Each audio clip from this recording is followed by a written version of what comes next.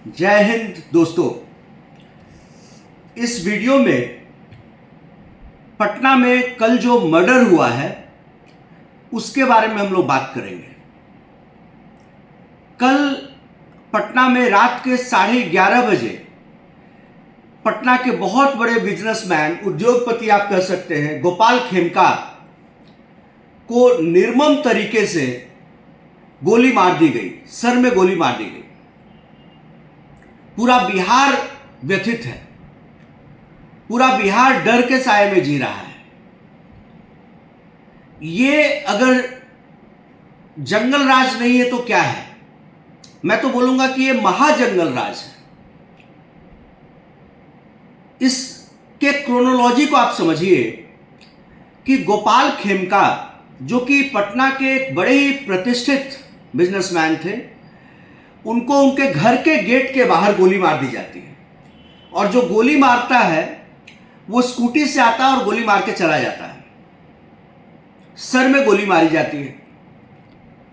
और जहां पर उनको गोली मारी जाती है वो पनास होटल के बगल में उनका घर था, कटारुका निवास अपार्टमेंट, जो कि बहुत पॉश एरिया है।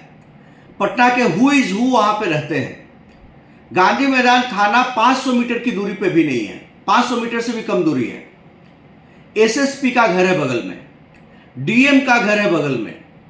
और ऐसे एरिया में अपराधी मार करके स्कूटी से आराम से चला जाता है और पकड़ में नहीं आता है। गोपाल खेमका के परिवार वालों का आरोप है कि 1.5 घंटे तक पुलिस नहीं आई। इसे आप असंवेदनशीलता नहीं कहेंगे तो क्या कहेंगे? इस वीडियो में मैं आपको सारी बातों को, सारे तथ्यों को एक एक करके रखूंगा। सबसे पहले यह समझने वाली बात है, लोग बार बार, अभी बिहार में चुनाव आने वाले हैं, लोग बार बार यह सवाल उठाते हैं कि बिहार में इंडस्ट्री क्यों नहीं लगेगी, इंडस्ट्री क्यों नहीं लग रही है। भाई, यहां पे इंडस्ट्री कौन लगाने आएगा कि हम पैसा भी लगाएं और आपको कोई गोली भी मार दे? यहां पर किसी की भी जान सुरक्षित नहीं है। दिन दहाड़े मर्डर हो जा रहा है, कहीं भी अपराधी कोई भी कहीं भी गोली चला दे रहा है, कट्टा एकदम आराम से अवेलेबल है। तो और पुलिस प्रशासन सो रही है।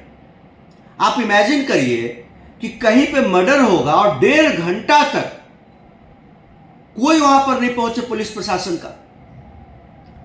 पटना एसएसपी सुबह के 7 बजे तक नहीं पहुंचे थे। तो इसको आप महाजंगल राज नहीं बोलिएगा तो क्या बोलिएगा? पृष्ठभूमि को समझते हैं। गोपाल खेमका के बेटे गुंजन खेमका को भी 18 दिसंबर 2018 को गोली मार दिया गया था। वो अपने औद्योगिक प्रतिष्ठान हाजीपुर में जा रहे थे और औद्योगिक प्रतिष्ठान के गेट पे उनको गोली मार दी गई। और आज लगभग 6.5 साल के बाद उनके पिताजी को उनके आवास के गेट के बाहर गोली मार दी गई। अब उनका एक और बेटा है, गौरव खेमका। गोपाल खेमका पटना के बड़े ही प्रतिष्ठित बिजनेसमैन रहे, भाजपा के नेता भी थे और बड़े मिलनसार स्वभाव के व्यक्ति थे। वो कल रात में, बहुत लोग कह रहे हैं कि बांकीपुर क्लब से आ रहे थे, कुछ लोग मीडिया रिपोर्ट्स में ये भी कहा जा रहा है कि वो गोल्फ खेल करके आ रहे थे पटना जू के तरफ से। खैर, गोपाल खेमका की 2 फैक्ट्रियां हाजीपुर में चल रही थी। वो मगध हॉस्पिटल के भी मालिक थे। मगध हॉस्पिटल को हाल के दिनों में मेडिवर्सल को दे दिया गया था, मेडिवर्सल हॉस्पिटल को दे दिया गया था। बहुत सारे दवा के प्रतिष्ठान भी उनके चल रहे थे, पेट्रोल पंप भी था उनका, राइस मिल्स अभी उन्होंने स्टार्ट किए थे 4। तो गोपाल खेमका एक बड़े ही इज्जत के साथ, बड़े ही मेहनत के साथ पटना में लोगों को रोजगार दे रहे थे बिहार में, और अपने बिजनेस को बढ़ा रहे थे। वो एक आदर्श थे बिहार के लिए। आप गुजरात की बात करते हैं कि गुजरात में लोग बिजनेसमैन हैं, इतने लोगों को नौकरी दे रहे हैं, इंडस्ट्री लगा रहे हैं। ठीक उसी प्रकार से गोपाल खेमका उसी स्वभाव के व्यक्ति थे और बिहार के लिए उन्होंने बहुत कुछ किया। लेकिन उनको आखिर में क्या मिला? उनके बेटे को गोली मार दी गई आज से 6.5 साल पहले, और आज तक क्राइम का उद्भेदन नहीं हो पाया। एक आरोपी जो पकड़ा गया था मत्सू सेन, गुंजन खेमका के मर्डर के आरोप में, उसको भी किसी ने गोली मार दी। मामला रफा दफा हो गया। अभी तक, आज के डेट तक उस गुंजन खेमका के मर्डर का उद्भेदन पटना पुलिस, हाजीपुर पुलिस नहीं कर पाई। और 6.5 साल के बाद अभी गोपाल खेमका को कल 11:30 बजे गोली मार दी जाती है। गांधी मैदान का एरिया है, बात को समझिएगा, पटना का हॉट स्पॉट, एकदम heart of the city Gandhi मैदान का एरिया है। होटल मौर्या, पनास, लेमन ट्री सब वहीं पर है। पटना डीएम का आवास, एसएसपी का आवास, गांधी मैदान थाना सब वहीं पर है। मतलब पैदल भी चल करके पुलिस वाले आते तो 5 मिनट में पहुंच जाते, डीएम साहब 2 मिनट में पहुंच जाते, एसएसपी साहब 4 मिनट में पहुंच जाते, कोई नहीं पहुंचा। परिवार वाले भाग करके, गोली चलती है, गार्ड वहां पे रहता है, गोली सुनकर की आवाज सुनकर के घर से लोग बाहर निकलते हैं और परिवार वाले आनंद फानन में मेडिवर्सल हॉस्पिटल उनको लेकर के जाते हैं। पुलिस वालों को फोन किया जाता है, कोई नहीं आता है। पटना एसएसपी का मोबाइल फोन स्विच ऑफ था। पटना एसएसपी सुबह के 7 बजे तक नहीं आए। मेडिवर्सल हॉस्पिटल जैसे ही पहुंचे, गोपाल खेमका के शरीर को लाया जाता है, बॉडी को लाया जाता है, वहां पर डॉक्टर उन्हें ब्रॉट डेड, मृत घोषित कर देते हैं कि अब जान नहीं बची। बहुत सारे बिजनेसमैन, बिजनेस क्लास के लोग, उनके चाहने वाले, उनके रिश्तेदार मेडिवर्सल हॉस्पिटल में आते हैं कल रात में, और बड़ा ही गमगीन माहौल हो जाता है। सारे लोग रो धो रहे होते हैं, प्रशासन की बात कर रहे होते हैं, प्रशासन है ही नहीं।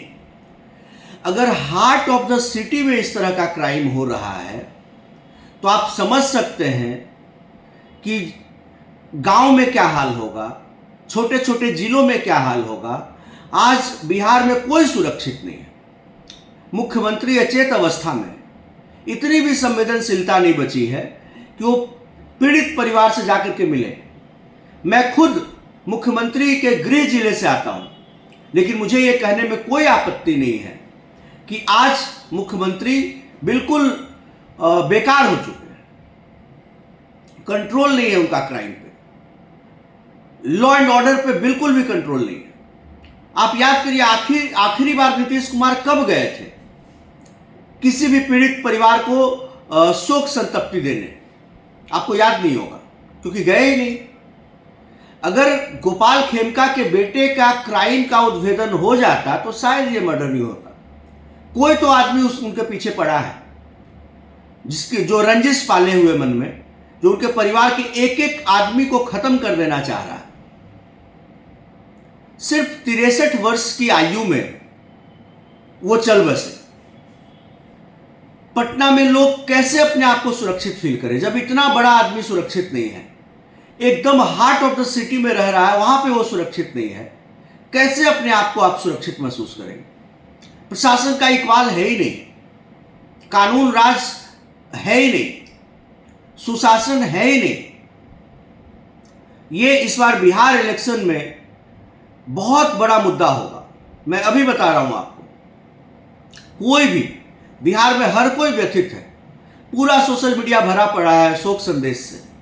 लोग उदास हैं, लोग गुस्से में हैं, उबाल में हैं, होना भी चाहिए। लोग लालू यादव के राज को जंगल राज कह रहे हैं, तो क्या ये मंगल राज है? ये महाजंगल राज अभी चल रहा है। कोई भी कहीं भी गोली चला दे रहा है। This is something that no one will ever accept it. Bihar के लोगों को भी समझना होगा ये। अगर आप क्रिमिनल्स को आइडियल बनाइएगा, हर जाति में जो उस जाति का क्रिमिनल होता है, लोग उसको आइडोलाइज करने लगते हैं, लोग उसको आदर्श मान लेते हैं। कि यही समाज के खेवैया हैं, यही सांसद बनेंगे, यही विधायक बनेंगे, तो यही होगा, परिणाम यही होगा। अपराधियों का मनोबल बढ़ेगा और आप आए दिन आपको कोई ना कोई मार के चला जाएगा। आज गोपाल खेमका की मां, बूढ़ी मां, जिंदा है बेचारी, यही सब देखना उनके लिए बच गया था। वो कह रही है कि मेरा पोता मार दिया गया, मेरा बेटा मार दिया गया, मेरा उद्धार कर दीजिए।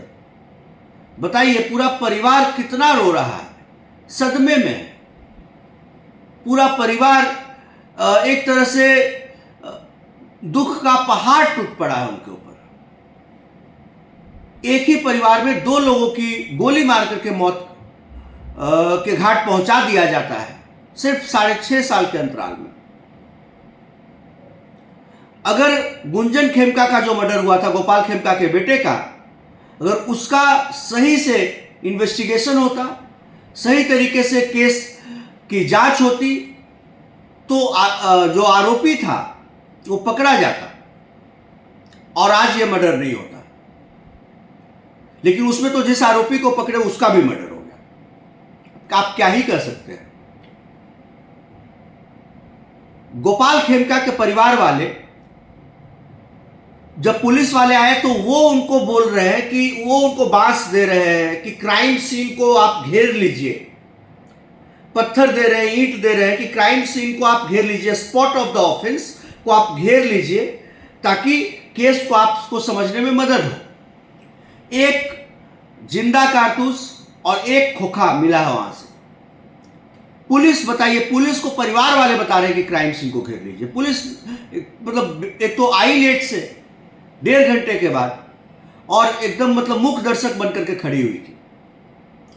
उनके परिवार के भाई, गोपाल खेमका के भाई शंकर खेमका, ये लोग 3:30 बजे रात में डीएम के पास गए और पोस्टमार्टम के लिए गुहार लगाई। तब जाकर के उसमें फिर पोस्टमार्टम हुआ। आज मैं personally as a Bihari, I am feeling devastated, disappointed. I am saddened to say the least that this is the state of affairs in Bihar. The law and order has totally crumbled, and Chief Minister, other ministers, the entire NDA government, they all are doing nothing. सिर्फ ये कहने से नहीं होगा कि बिहार में crime नहीं है। कैसे नहीं है? ये ऑर्गेनाइज क्राइम है। कहा जा रहा है कि बेऊर जेल से इसकी साजिश रची गई।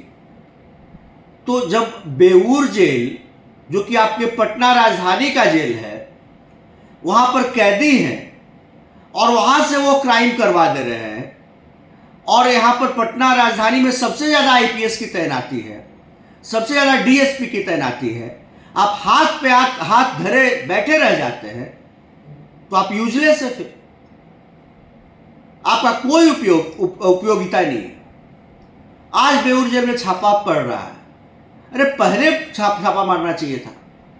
आज कमिश्नर गए, रेंज आईजी गए, सारे सिटी एसपी गए, एसएसपी गए।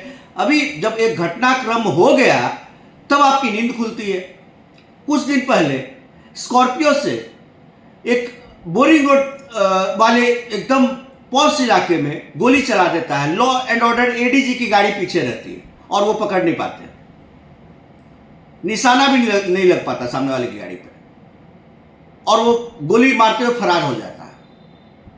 कुछ दिनों पहले मुख्यमंत्री के घर के बाहर, leader of opposition Tejashwi Yadav के घर के बाहर, वहां पर हाईकोर्ट जजेस का भी घर है, वहां पर गोली चला दिया था किसी ने।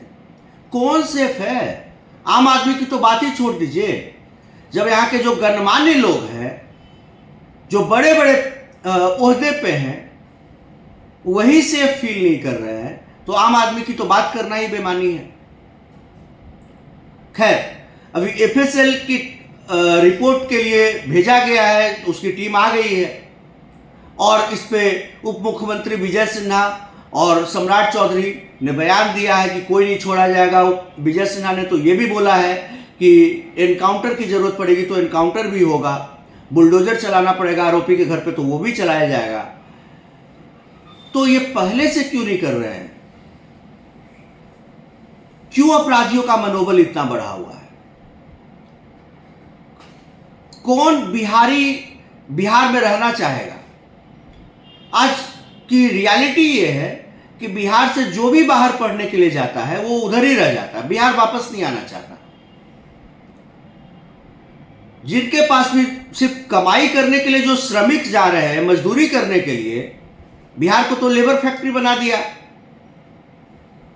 सारे जो पलायन कर रहे हैं श्रमिक मजदूर लोग, वो तो कर ही रहे। जो पढ़े लिखे लोग हैं वो बाहर चले जा रहे हैं, वो वापस आ ही नहीं रहे। जिनको बिजनेस करना है वो बाहर चले जा रहे हैं। और आप कह रहे हैं कि यहाँ इंडस्ट्री लगाएंगे। कौन आएगा इंडस्ट्री लगाने आपके यहाँ? जिसकी जान सुरक्षित नहीं रहेगी। पता चला मुकेश अंबानी इंडस्ट्री लगाने आया, उसी को कोई गोली मार दिया। अडानी आया लगाने, टाटा आया लगाने, उसी को गोली मार दिया। बिहार आज पिछड़ा राज्य है हर मामले में। हम लोग बाहर से पढ़ाई किए, स्कूलिंग बाहर से हुई, उसके बाद भी बिहार को अपना कर्म क्षेत्र चुना कि बिहार के लिए कुछ करना है। लेकिन आज अपने आप को ठगा हुआ महसूस करते हैं कि सरकार हमारी निकम्मी है, सिर्फ इनको पॉलिटिक्स से लेना देना है, सिर्फ जाति धर्म में बांटना है, सिर्फ आरक्षण पे बात करना है, सिर्फ जातियों पे बात करना, पिछड़ा के पिछड़ा पे बात करना है और लोगों को लड़ाना है एक दूसरे जाति से, एक दूसरे धर्म से। इनको विकास के लिए कोई काम नहीं करना है, इनको लॉ एंड ऑर्डर बिल्कुल ठीक नहीं करना है। आप अगर बिहार के हैं तो इस बात पे सोचिएगा और इस चुनाव में याद रखिएगा इस बात। कोई नेता आए तो पहले उससे सवाल करिएगा कि आप क्या कर रहे थे जब बिहार में इतना मर्डर हो रहा था, क्यों आप हाथ पे हाथ रखे हुए बैठे थे? यह सवाल आज की जरूरत है और हमको और आपको यह करना होगा।